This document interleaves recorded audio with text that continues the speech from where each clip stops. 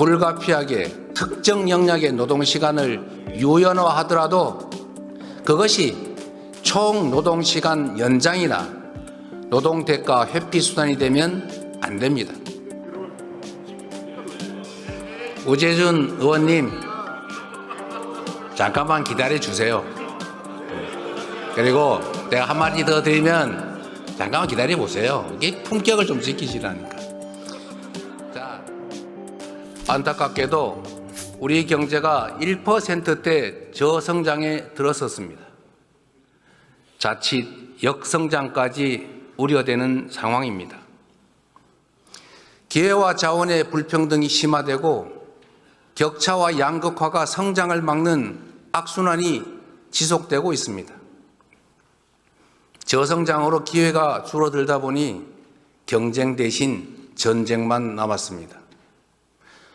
오징어 게임의 주인공들처럼 사회적 약자가 되어버린 청년들은 협력과 공존이 아닌 상대를 죽여야 사는 극한 경쟁에 내몰리고 있습니다.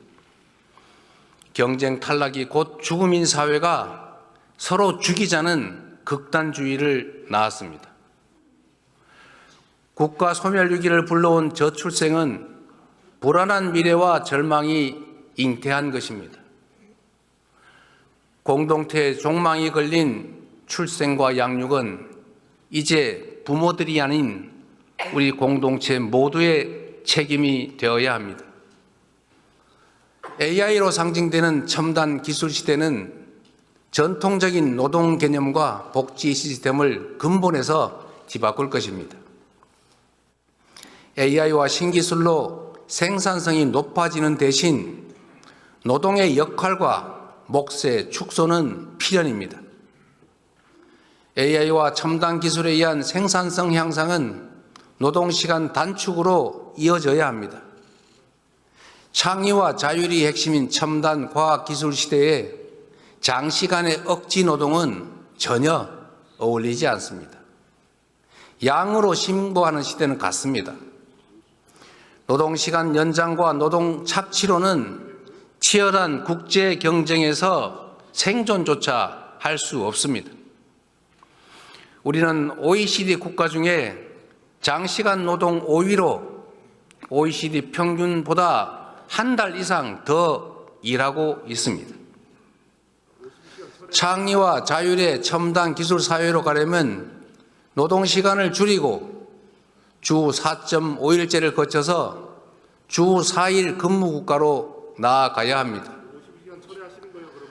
특별한 필요 때문에 불가피하게 특정 영역의 노동시간을 유연화하더라도 그것이 총 노동시간 연장이나 노동대가 회피 수단이 되면 안 됩니다. 우재준 의원님, 잠깐만 기다려 주세요. 그리고 내가 한마디 더 드리면 잠깐만 기다려 보세요. 이게 품격을 좀 지키시라니까.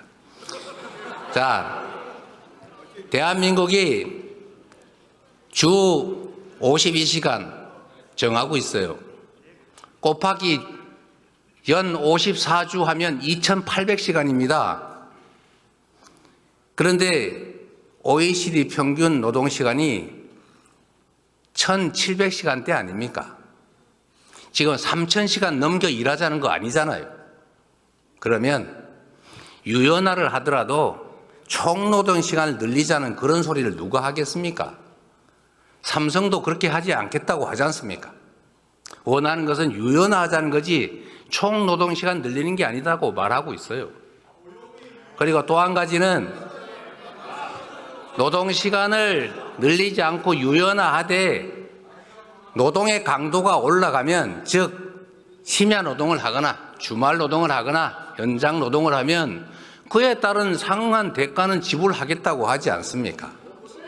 그런 방식의 노동 착취로 어떻게 국제 경쟁을 하겠습니까, 여러분? 설마 최첨단 기술을 가지고 전 세계 글로벌 기업들과 경쟁하겠다는 첨단 산업 기업들이 노동 착취하고 노동시간 늘려가지고 경쟁하겠다는 그런 소리 하는 거 아닐 겁니다. 첨단 기술 분야에서 장시간 노동 착취로 국제 경쟁력을 확보하겠다.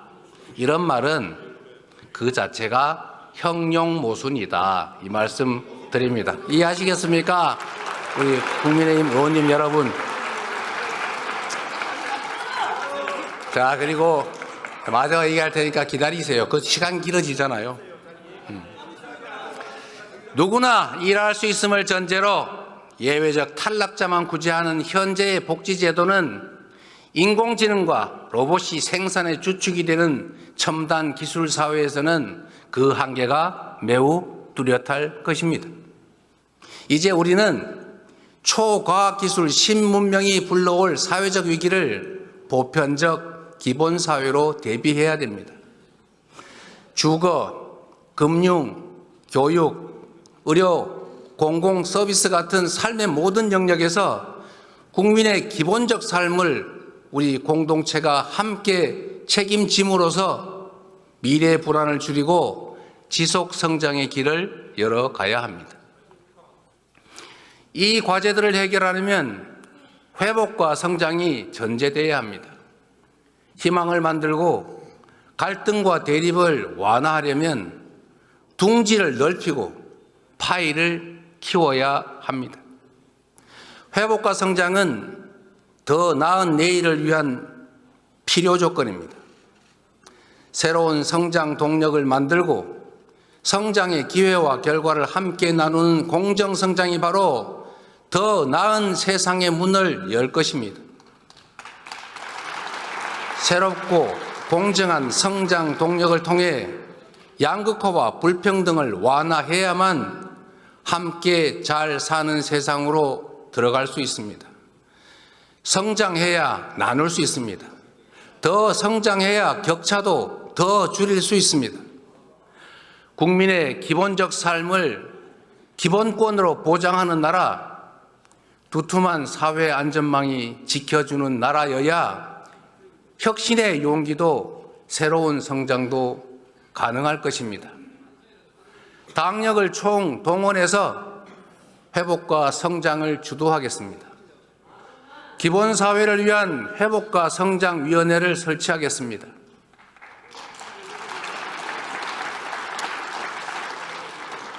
사랑하는 그리고 존경하는 국민 여러분, 제가 이 자리에서 먹사니즘과 함께 모두가 함께 잘 사는 세상, 잘사니즘의 비전을 제시하는 이유가 있습니다.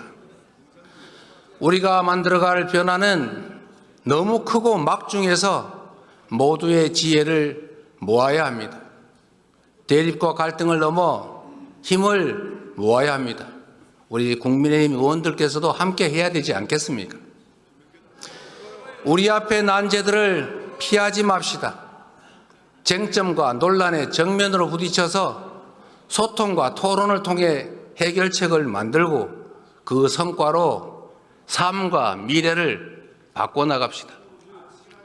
정치가 앞장서서 합리적 균형점을 찾아내고 모두가 행복한 삶을 꿈꿀 수 있는 진정한 사회 대개혁의 완성, 그것이 바로 잘사니즘의 핵심입니다, 여러분.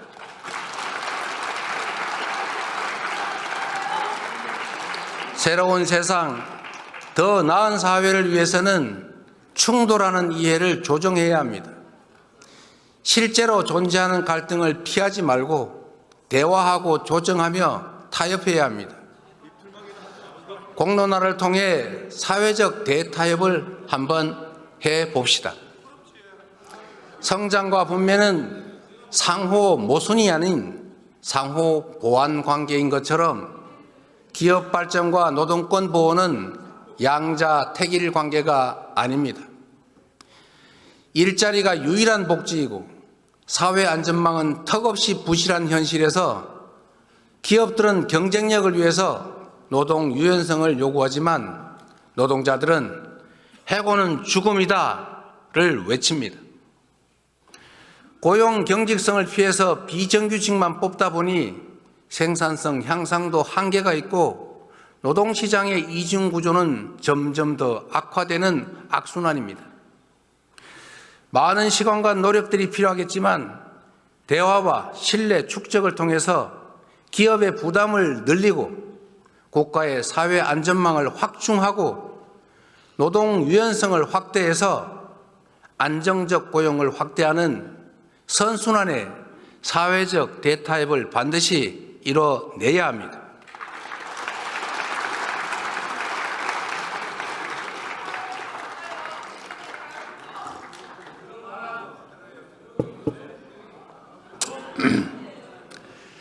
AI 시대를 대비한 노동시간 단축, 저출생과 고령화, 생산 가능 인구 감소에 대비하려면 정년 연장도 본격적으로 논의해야 합니다.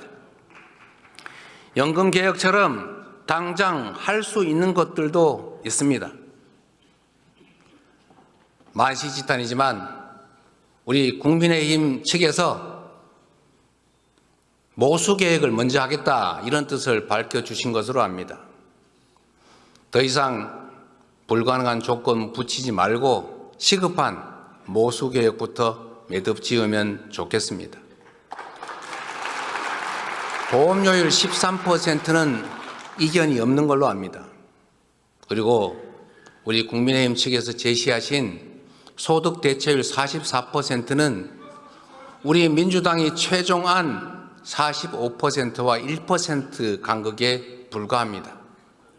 당장 합의 가능한 부분부터 개혁에 물꼬를 틔워봅시다.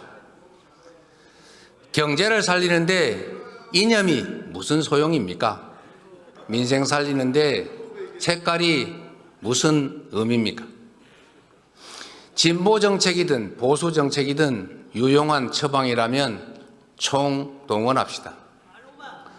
함께 잘 사는 세상을 위해서 유용하다면 어떤 정책도 다 수용하겠습니다. 먹고 사는 문제를 해결하는 먹사진이즘을 포함해서 모두가 함께 잘 사는 잘사니즘은 새로운 비전으로 제시하고 싶습니다.